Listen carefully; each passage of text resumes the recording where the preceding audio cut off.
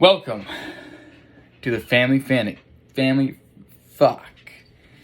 I'm doing this all in one take, so it's not gonna be perfect. Welcome to the Family Fantasy Podcast, episode 1. This is draft recap week. Okay, football starts tonight. We had the draft yesterday, so we're gonna go over the draft. All right, I got all my info right here on my pooter. All right. Alright, so the best picks section of the draft recap. Najee Harris at 15. I don't know why we let him fall that far. To be fair, I thought about taking him at 11. Probably should have went sooner than that. I don't know who was taken in between. I think David might have taken Justin Tucker and the Ravens defense, probably. That might have been it. Either way, Rhonda is sitting pretty with Harris at 15. That's a steal right there. Fuck, I was supposed to do it in order of its top 3. I'm not even doing this right. But, a one take. Number 3 was Jalen Hurts at 74. I think he was the 8th quarterback off the draft board. I'm pretty sure. And obviously, in this league, we're all idiots besides me and draft quarterbacks in like round 3. And fucking Benj is calling me. I'm not answering that, Benj. Anyway, Jalen Hurts could be top 3 quarterback this year. Probably not going to be number 1 with Josh Allen out there. You never know. Dude fucking runs the ball a lot. And if he can throw even decently this year, dude's going to be crazy. That's a big-time steal for McKay. And then at number 2, Elijah Mitchell at 57. Now, you may be thinking, who's Elijah Mitchell? And I'll tell you, if you're thinking that, you're a fucking idiot. But to be fair, he was a rookie last year, and you guys probably don't know who he is except for, like, me, Ari, and Benj. But anyway, this guy's a fucking baller. He averaged, like, 17 points in the weeks he actually fucking played last year, which was, like, 10 of them or so. And dude's going to repeat that in the fucking Kyle Shanahan offense. So, great pick, Kaylee, and fuck you for taking him 2 picks before I was going to. But whatever. Alright, sorry Mom if you're watching this. I can't help swearing. Blame that on Cassidy though. Alright, the worst picks of the draft. I'm doing top 3, so you're probably thinking, well, there's 16 of them and that's David's draft. But actually, one of the picks was not David's. Number 3, worst pick, was the Bills defense at 54 by Aaron or Tizzle. It's pretty stupid to take a defense that early. There's nothing else to say. Bills defense, great. However, at 54, when you could have had Elijah Mitchell at 57, well, that's all I have to say about that. And then, now we're on to the David section. Isaiah Likely at 84. That's the fucking backup tight end, and you're taking him. You could have had fucking anyone that's better than that. You could have probably had Dallas Goedert. I don't know where he went, but it was probably around there. So nice fucking going, David. And I get Isaiah Likely. I love him this year as like an actual player. If I was a team drafting this year, I would have taken him like the 3rd or 4th round. Except he went to the Ravens, who have Mark Andrews. So why would you take him unless it was like the last pick of the draft? And you're like, maybe he's going to be used a lot because they don't have a lot of receivers. Maybe he's going to be split out as an H-back instead of a tight end like Mark Andrews. I can't tell you. But don't take him at 84, David. Come on. And the worst pick was the Ravens defense at fucking 60. They're not even a top defense. And you took them where fucking running backs and receivers that are going to win you the league go. David. But, you know, he might be a genius. Maybe the Ravens defense scores 75 points a game. I don't know. But still, dumb. The next segment is the awards segment. Ooh. This will be each week, by the way, is these things are every week. I guess for best and worst pick, it'll be best and worst starts instead, which will always be David for worst and me for best. I don't know why, just that's how it's going to be. Awards, though, this is the draft awards. The very first section awards, those are the bad ones. You don't want to be part of this, okay? And the first award is the Geno Smith Award. That's the award for the person with the worst quarterback situation. And that was actually between me and Aaron because we both only have one QB, except my QB is better. I have Prescott. He has Staff Dog. And Matthew Stafford is injured right now. He's dealing with elbow injury. He'll probably be fine, but that's still the worst. None of them are that bad. However, the Rex Burkhead Award, which is the award for the worst running back situation, by fucking far is Aaron. Again, I'm sorry, bud. But fucking Melvin Gordon and A.J. Dillon, those are both backup running backs. They're not even the starters on their team, and yet those are his two starting running backs. There's nothing he can do at this point. He's fucked. Unless Javonte Williams and Aaron Jones get injured, in which case he won the draft by being stupid. Maybe he is going to go shoot them. I don't know. That could be a strategy that would work. Now, the Josh Gordon Award, which is the award that goes to the worst receiver situation. Ari or Tizzle. So, here's the thing. He has T. Higgins, he has George Pickens, he has Chris Olave, and Julio Jones. And then, his wide receiver 1 is Marquise Brown, who is like the same level as all those other guys. It sucks. Ass. Higgins is a second string. Marquise Brown is only going to play decent for the first 6 weeks till Hopkins come back. Pickens and Olave are rookies, so I guess they could be good. Olave maybe. That's a possibility. Julio Jones is 407 years old, and he's the third string receiver. So, I mean, if you were taking him in the last round, it's not a big deal, but I think he took him in like the fucking 12th or 13th, something crazy. The Aaron Hernandez Award, the worst tight end situation. As much as I love Brevin Jordan, that's all I have, and everyone else has like a top 10 clear tight end who's gonna get touches, gonna get touchdowns. So I had to give it to me, but by the end of the season, you'll be looking at that as the Travis Kelce Award, because Brevin Jordan is Jesus, Black Jesus, that is. Then there is the good awards, starting with the Tom Brady Award, who has the best QB situation. Doesn't mean you did well, by the way, David, but you have Josh Allen and Russell Wilson, but you took them super early, so terrible picks, but you did win this award. Maybe I should have valued where you took them, but no thank you. That's a lot of work. They're going to be great. I mean, if Josh Allen does anything similar to what he's done last 2 years, you can't be mad at that pick anyway, but taking Russell Wilson like 4th round, 3rd round, when you already took Josh Allen, David, no one's trading for Russell Wilson until I do, which I've done like 2 straight years. You know what, never mind. Someone might trade for him, and it's probably going to be me, because I love Russ W. But you won't get anything good for him, that's for sure. All right, the Derrick Henry Award. Now, you might be saying you're biased for giving it to yourself, but I'm not, because I'm right. Kamara is a starting running back, going to be top 5, maybe top 10, probably top 5. David Montgomery, starting running back. There's a little less clear room there for like where he's going to be. He could be top 10, could be top 30, could be at the bottom of that, but he is going to be starter, and he's going to get a lot of touches. So that's already better than everyone else. So fucking idiots. Antonio Gibson as my flex. Had this been, a week ago before Brian Robinson got shot, honestly, I probably won't get the award, but since Gibson is going to play and get a lot of touches and a lot of catches, can't go around that. And then on my bench, I got another starting running back who, for the last 4 or 5 weeks of the season last year, was like a top 10 running back, Devin Singletary.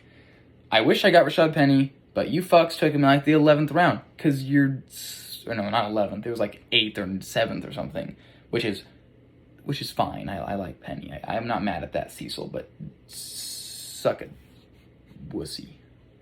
God. The Cooper Kupp Award, best receiver situation. I mean, it's not even close. Kaylee had Hill and Diggs as her first 2 picks, and then she got Michael Pittman and Devontae Smith. Pittman is going to be good. No telling really how good. I mean, he's going to be the number 1. He's young. He has a lot of opportunity to be great. I'm not really certain. I would say he's a really good flex receiver for sure, though. But I'm really excited on our team about Devontae Smith, because he's coming off of a rookie year that was really good, but he's being completely undervalued because they got A.J. Brown. But they play 2 really different roles in an offense. Devontae Smith can play a lot of slot and can do a lot of, quicker, slants, quick out routes, because this dude is a fucking 165 pounds and 6 foot tall. He's a little quick guy. A.J. Brown, on the other hand, is like 6'2", 295 pounds running 90 miles per hour down the field constantly. He's not going to get the same opportunity, I don't think, in this offense like Devontae Smith is going to do. Because Jalen Hurts is not he's not throwing the ball that down the field that much. I don't really see them having a difference in terms of targets. I don't really know why Devontae Smith is so low on the, where people are drafting him, so I thought that was a really good pick. And whoever took A.J. Brown, it's not going to pan out. I can guarantee that. Now, the Travis Kelce Award, given to the best tight end situation. Cecil has Mark Andrews and Irv Smith. If you don't know who Irv Smith is, he's the Vikings tight end, and he's expected to be, the third target on the offense, him or KJ Osborne. I mean, there's a lot of hope in the fantasy world that's a guy you can get at the bottom of the draft, and then he could be top 10 tight end. Maybe. I don't really see that being the case, but it's a really good backup to Mark Andrews for if, Andrews gets injured for a couple weeks and you just need someone that's going to get you targets. And Smith will. Smith will be on the field. He'll be plenty fine. Now, for the thing you've all been waiting for, power rankings. I will be doing this every single week, obviously, but I'm switching to podcast or video mode because it's honestly a lot easier. Number 12. Doesn't take much explanation. We have David, who drafted Isaiah Likely in the 7th round. So, not even sure why I have to go over his team, but I will. Let me just get to it. I should have had it already open. Team Xanadu, sorry. Team Xanadu is the worst team by far.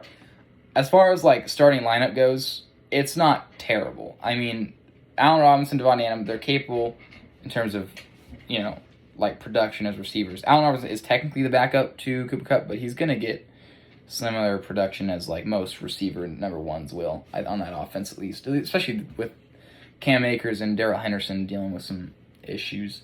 His running backs, he reached really hard on Dameon Pierce, which I was upset at because I really liked Dameon Pierce this year. I thought he'd be the steal of the draft, but then David made him one of the reaches of the draft, take him the 5th round, 4th round, something like that.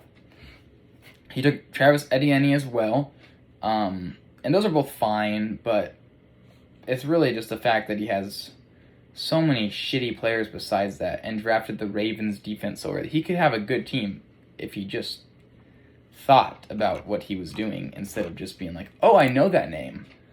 I'm going to pick him. All right. Number 11. My Balzac Hurts. Also known as Aaron Ortiz. His team isn't actually terrible, I don't think. I think David's team is bottom tier, and then this is okay, it's decent. But the biggest issue really is that, one, he has Tyler Lockett, who he drafted 5th round because he's psycho. But biggest issue is Melvin Gordon and A.J. Dillon. Because if they are focal points of the offense, this team could be good. But it's looking like they're going to be Melvin Gordon's going to start out pretty even with Javonte Williams, but then it's just slowly Melvin Gordon's going to be bottom tier by the end. And then A.J. Dillon, it's probably the opposite. Aaron Jones will start up here, and they'll probably meet towards the middle by the end of the season. So he's not terrible. And I'll probably get a lot of goal line stuff, but just not a good team. All right, next. Number 10, Cecil Jevons. I do not like his team that much. I mean, it's not as bad as those other two are, but I don't know. I don't love J.K. Dobbins being his second running back. He's coming out the ACL. You could have probably had anyone else there at that point that's decent. I feel could have had Mitchell, even Elijah Mitchell. I don't know where he was. No, yeah, you could have had Elijah Mitchell if you just waited around. You could have got Elijah Mitchell. But he's at 10. I hope he loses, and I hope he gets 12th, but currently 10. Number 9, Avril. To be fair, I don't know if she auto-drafted or if Ben drafted her or what happened there. Whatever happened, she kind of got all screwed up because she has 18 receivers on her roster and not too many good running backs. I'll see. She has Joe Mixon, Cam Akers, Miles Sanders. Joe Mixon, great running back. He'll be awesome. Cam Akers, though, he's coming out from Achilles injury, and Miles Sanders is dealing with a hamstring issue. And for running backs, especially ones that have already had injury history, like those two have, if they're dealing with the beginning of the season, they're probably fucked for the entirety of it. I mean, we'll see, of course. I mean, they're both going to play this week, but You don't know how it's going to go. Probably not well. Number 8 is Rhonda, also known as Team Seahawks Mama. She somehow got Najee Harris and Dalvin Cook on her roster. And then I think personally she fumbled the bag a bit down the stretch. I think she could add better players like on her. Like her flex is Juju, and Juju's fine. Juju could end up being a top 10 receiver if Mahomes in that offense just go crazy. I just don't see him as like a flex option really. But I do like her team. Pretty much every team from here on out is like pretty close to each other. I don't think there's a huge difference in these top 8 teams. Otherwise, I mean, I don't know. I mean, you would think that after a draft, it's not going to be that unfair. Otherwise, you'd be playing with a lot of shitty people if that was the case. And we're not that bad. Number 7 is Keaton, who was in Olympic National Park and had his brother draft for him. And personally, I think his brother kind of fucked over his team a bit. I would even say that you could argue that he was below Rhonda as well, but I think the ceiling of his team, a lot of younger players, he could end up being a great team, but I don't really see that being the case. I mean, it's Kyle Pitts, who could be the number 1 fucking tight end. Javonte Williams could be awesome. Kyler Murray could be amazing. Elijah Moore could, but they're all question marks. You know, he has DeAndre Hopkins. How is he going to be after the suspension? I don't know. Darrell Henderson is a backup running back off his bench. Darrell Henderson could jump to be the starter during the season. That's looking like a possible thing. Ramondre Stevenson, same there. But it's just hard to be certain about any of these players, which is really the issue I have. I don't think there's a lot of consistency anywhere except maybe Austin Eckler and Kyle Pitts. I think you could reasonably say they'll be great. Number 6 is Ari or Tizzle, also known as 0.5 PPR. I mean, his team is really good on the top. Joe Burrow, Jonathan Taylor, Leonard Fournette. But then the further you go down, the worse it gets. I hate his receivers this year. I don't love Darren Waller. He's dealing with a lot of stuff during the offseason. I don't even think he was a part of training camp, which is a really bad sign. Damian Harris is a bad flex. That guy, he might not be the starter 3 weeks in. Depends on how he plays. Then he has a bunch of rookie players, or rookie receivers on the bench. And then a lot more question marks, like Julio Jones, James Robinson, McKissick. Good team on the top. I think he'll be fine. Just, it's a dangerous spot with some of these guys. Probably could have taken better players there. This is where you get into the top 5 teams that I actually think these are the championship ones. I don't think any other team right now is a championship level team. Number 5 is Benjamin Jevons, also known as the least clutch team. And if you don't know why I made that, it's because he won 13 straight games and then lost the championship last year. And that's embarrassing.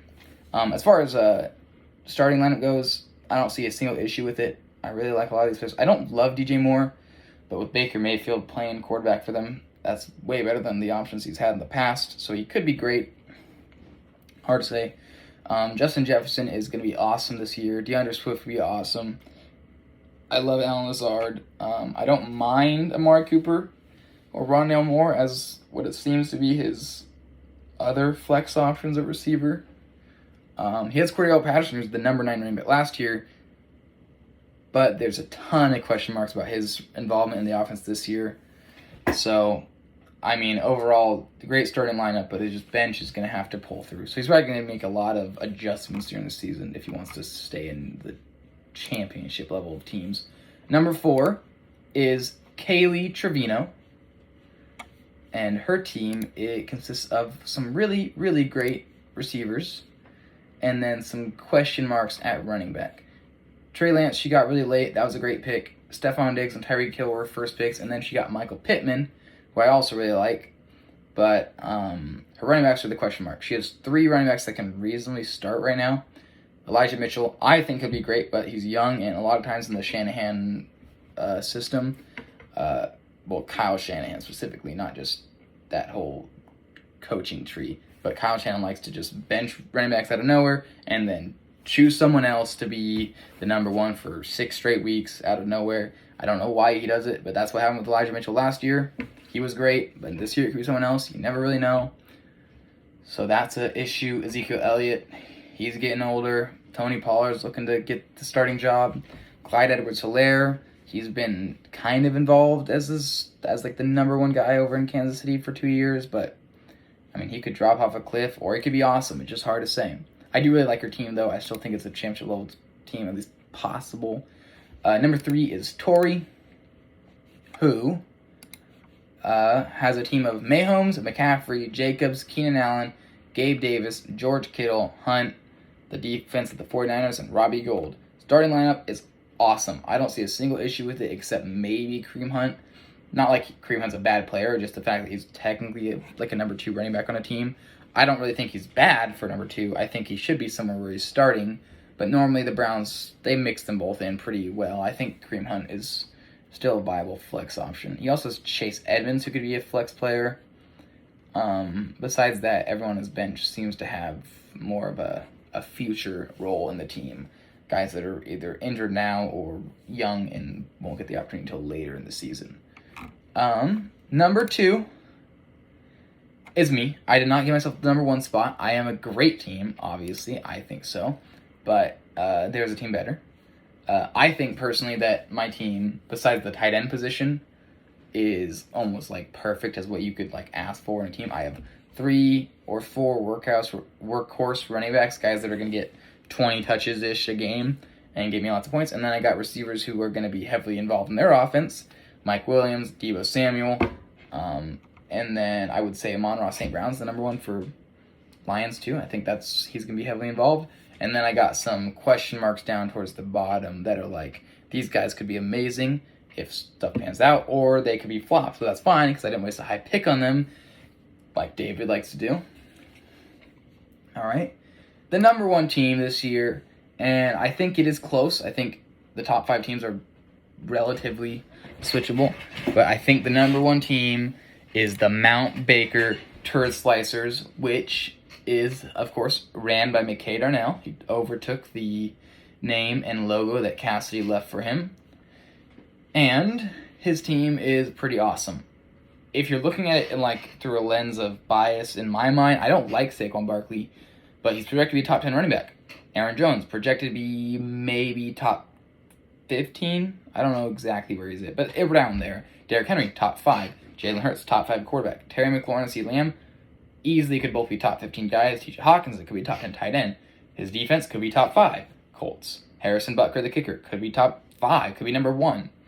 And then on the bench, he has a lot of guys that are either like supposed to be guys, down the road guys like David Njoku, who right now might not get a lot of targets, but then later in the year for Deshaun Watson might become amazing. Then you got guys like Nyheim Hines. So if Jonathan Taylor gets injured, there you go. That's a starting running back. Rashad Penny, who's probably going to be great to start the year and then but like slow down while Kenneth Walker goes up. Adam Thielen, who's a great number 2 alongside Justin Jefferson. So I think he's the best team currently. Obviously, I'm still going to win the championship. That's just how it works. But I think he's number 1 in the power rankings to begin with. And then the final segment is my predictions. Now, I'm not going to go into depth about why I gave each number, or each team how many points. I just looked over the matchups, kind of thought, well, what do I think this guy's about going to get? And then gave a very roughly estimated total to each team. No bias. I'm just saying this is what it looks like this week. I have myself beating Benj 115 to 108. I have Avril beating Cecil 107 to 97. I have Rhonda beating Ari 120 to 110. I see a very, if I had to choose anyone this week to have 150 and just destroy her opponent, Rhonda's the one. I think she has a lot of great matchups. I can see her kicking ass to begin the season. Aaron plays David in the Turd Bowl, and I have Aaron winning 98 to 92 against David.